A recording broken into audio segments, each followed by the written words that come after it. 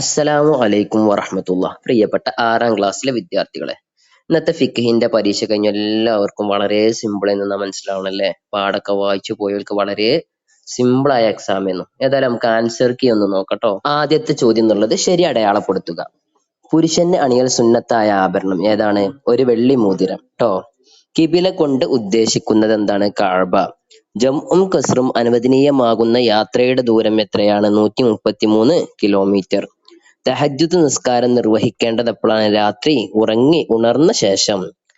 തറാവീഹ് നിസ്കാരം എത്ര റക്അത്താണ്? എത്ര റക്അത്താണ്? 20 റക്അത്ത്.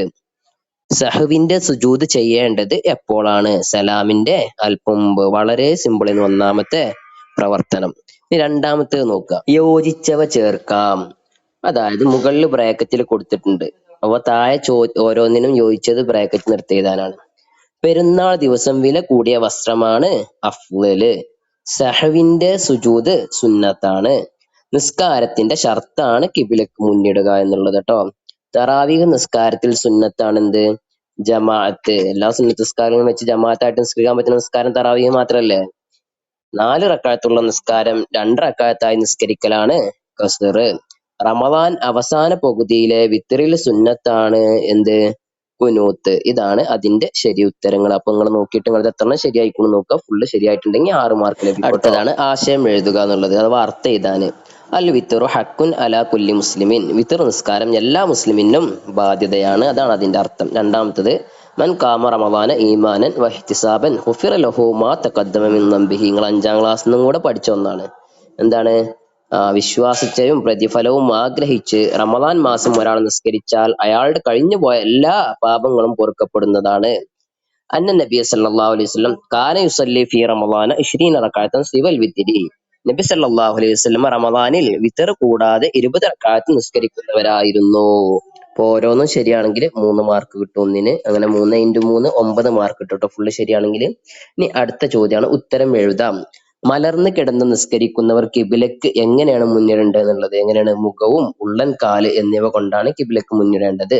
സഹവിന്റെ സുജൂദിന്റെ കാരണങ്ങളിൽ ഒന്നാണ് എഴുതാൻ വന്നിക്കണേ. കുറെ കാരണങ്ങൾ പറയണ്ടെങ്കിൽ ഏതെങ്കിലും ഒന്ന് എഴുതിയാൽ മതി. പുസ്തകത്തിൽ നോക്കട്ടോ. ഇപ്പൊ ഇവിടെ പറയുന്ന കൗലിയായ ഒരു കാര്യം സ്ഥാനം മാറ്റുക, അതുപോലെ കുറെ പറയണ്ടല്ലോ ഫീലിയായ കാര്യങ്ങൾ, അതുപോലെ നിസ്കാരങ്ങളുടെ എണ്ണങ്ങളിൽ സംശയിക്കുക എന്നുള്ള ഏതെങ്കിലും ഒന്ന് എഴുതിയാൽ മതി. ഇനി അടുത്ത ചോദ്യമാണ് ജംഉ തഅഖീറിന്റെ നിബന്ധനകളിൽ ഒന്ന് എഴുതാന്. 2ാം നിസ്കാരം തുടങ്ങും വരെ യാത്രയിലാവുക എന്നുള്ള ഒരു നിബന്ധനയാണ്. അവിടെ ഒരുപാട് നിബന്ധനകൾ പറയുന്നുണ്ട്. അതിലേതെങ്കിലും ഒന്നെന്താവുക എഴുതട്ടോ.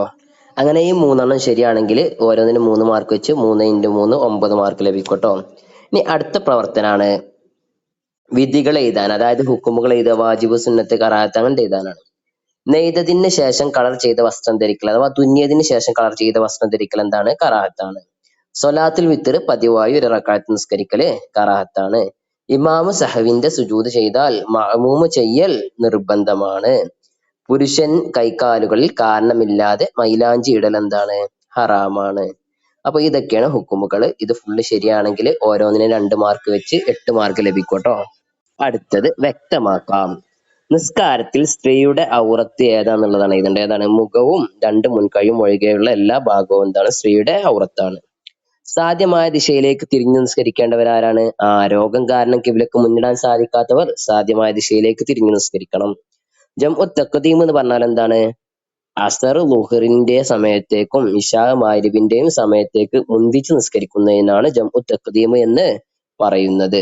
4ാമത്തെ ചോദ്യം, തറാവീഹ് എന്ന പേര് ലഭിക്കാൻ കാരണം എന്താണ്?